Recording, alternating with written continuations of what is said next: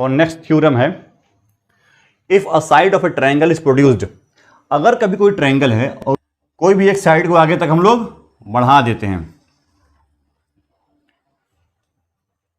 Then the exterior angle so formed is equal to, तो जो exterior angle यहां form होगा ये equal to the sum of two interior opposite angles.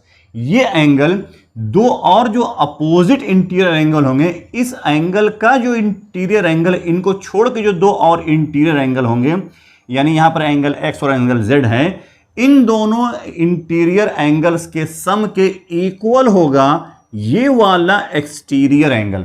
Question हमें ये कह रहा है, यानी थ्योरम ये कह रहा है, if a side of A triangle is produced, अगर कभी किसी ट्रायंगल कोई एक साइड को हम आगे बढ़ा देते हैं, then that exterior angle so formed is equal to the sum of the two interior opposite angles.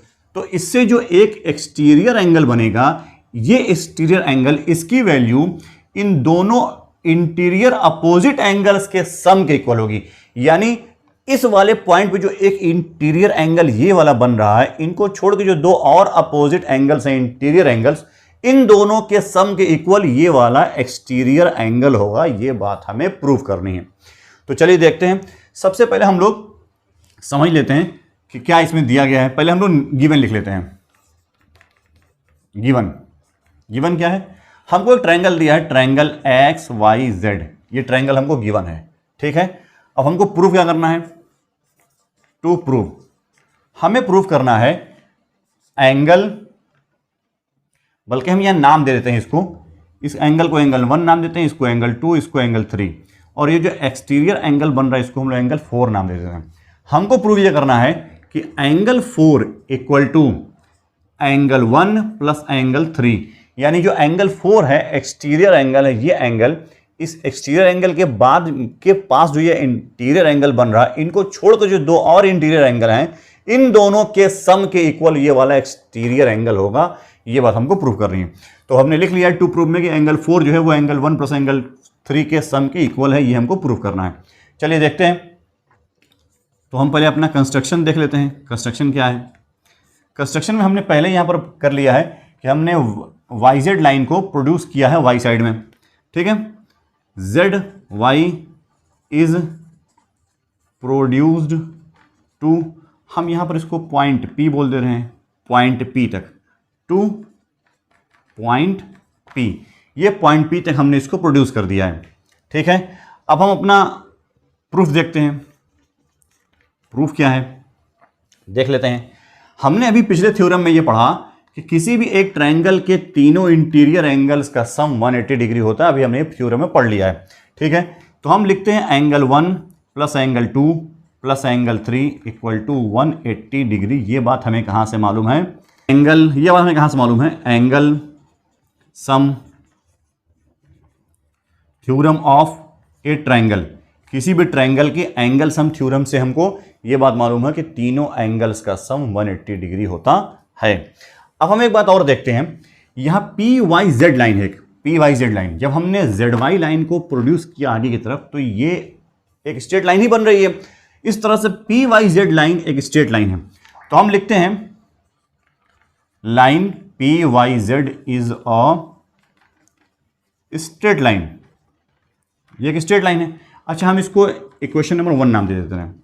Line P Y Z is a straight line, line P Y Z एक straight line है। और जब कभी कोई एक straight line होती है, कोई स्ट्रेट लाइन होती है, उस लाइन के वन साइड में, किसी भी पॉइंट पे वन साइड में बनने वाले सारे एंगल्स का सम 180 डिग्री होता है। ये बात हम पहले ही पढ़ चुके हैं।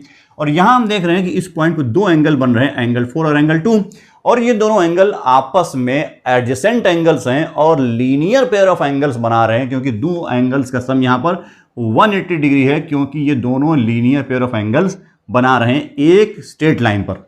इस तरह से हम लिख सकते हैं angle 4 plus angle 2 equal to 180 degree. इन दोनों का सम भी 180 डिग्री होगा। इसको हम लोग इक्वेशन नंबर 2 ले रहे हैं। ये इक्वेशन नंबर 1 है, ये इक्वेशन नंबर 2 है। अब हम देख सकते हैं कि equation number 1 and 2, equation number 1 से और 2 से हम देख सकते हैं कि दोनों का राइट हैंड साइड इक्वल है। दोनों इक्वेशन का राइट हैंड साइड इक्वल है, तो दोनों का लेफ्ट हैंड साइड हम इक्वल कर सकते हैं। इस तरह से हम लिख सकते हैं angle 1 plus angle 2 plus angle 3 equal to angle 4 plus angle 2। Angle 1 plus angle 2 plus angle 3 का सम एंगल 4 प्लस एंगल 2 के सम के इक्वल है इन दोनों इक्वेशन के बेस पर। अब हम देख सकते हैं कि दोनों साइड में, बोथ साइड में एंगल 2 है, एंगल 2 है, दोनों साइड में एंगल 2 है, तो हम ये एंगल 2 से एंगल 2 कैंसिल आउट हो जाएगा। अब हम लिख सकते हैं कि angle 1 plus angle 3 equal to angle 4, या ये कहें कि angle 4 equal to angle 1 plus angle 3। दोनों बातें लिख सकते हैं, angle 1 plus angle 3 equal to angle 4 या angle 4 equal to angle 1 plus angle 3, दोनों बातें होती हैं। और यही बात हमें प्रूव करनी थी कि angle 4 equal to angle 1 plus angle 3 होता है, यानी कि कोई भी एक एक्सटीरियर एंगल उसी ट्रायंगल के दो अपोजिट इंटीरियर एंगल के सम के इक्वल होता है। यही बात हमें प्रूव करनी थी और हमने ये बात यहां प्रूव कर ली। तो आपने इजीली देखा कि हमने कैसे इसको प्रूव कर लिया है कि ये बात एक एक्सटीरियर एंगल दो इंटीरियर अपोजिट एंगल्स के सम के इक्वल होता है, जो बात इस थ्योरम में कही गई है। उम्मीद आप सारी बात समझ गए होंगे। अब हम ट्रायंगल से रिलेटेड कुछ और बातें समझ लेते हैं। एक जो ट्रायंगल होता है उसके 3 एंगल्स होते हैं, यह आपने समझ लिया है। उसके 3 वर्टेक्स हैं, 3 वर्टेक्स हैं, 3 एंगल्स हैं, 3 साइड्स हैं। अच्छा, कोई जो ट्रायंगल होता है वो कितने टाइप के हो सकते हैं? ये जो हमने ट्रायंगल बनाया, इस ट्रायंगल की जो तीनों एंगल्स हैं वो तीनों एक्यूट एंगल्स हैं। क्या कभी ऐसा हो सकता है कि किसी ट्रायंगल में 3 से कम एक्यूट एंगल हो?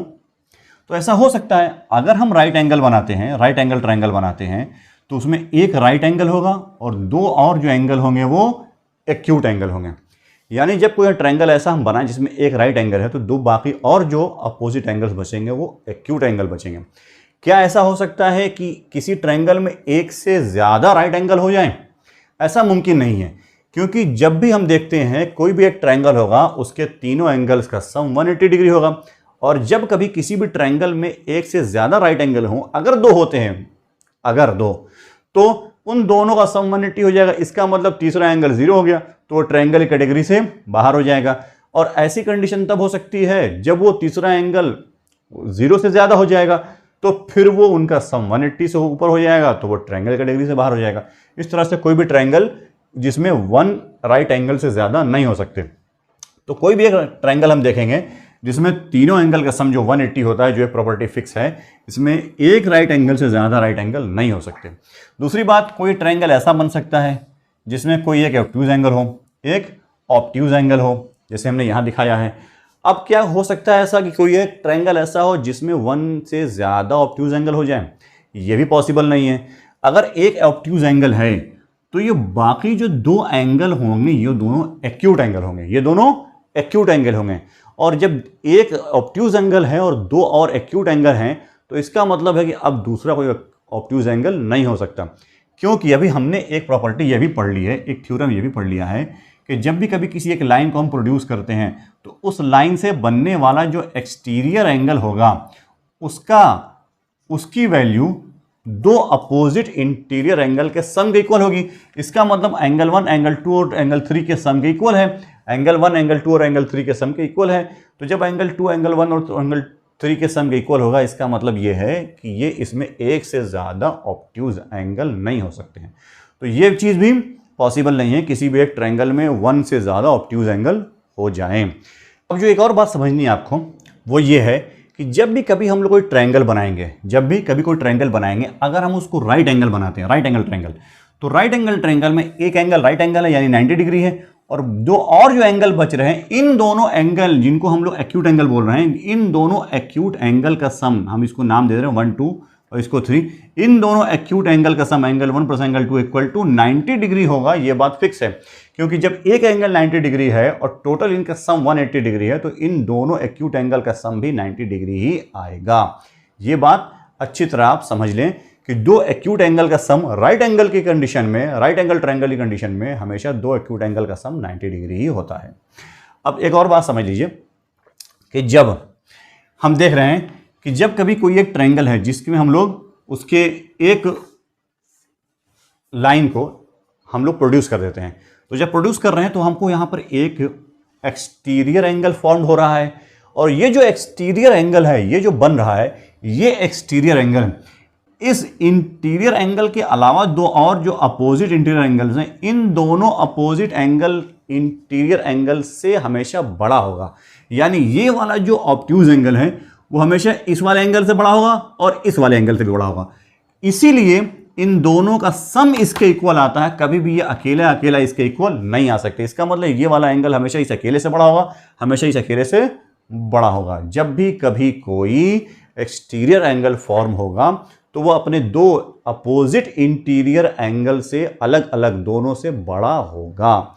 ये बात आपको अच्छी तरह समझ लेनी है। तो लगभग आपने सारी बातें इस चैप्टर की ट्रायंगल से रिलेटेड समझ ली हैं। अब हम लोग क्वेश्चंस को सॉल्व करने की तरफ आते हैं। तो चलिए एक्सरसाइज 6.3 का क्वेश्चन नंबर 1 देखते हैं।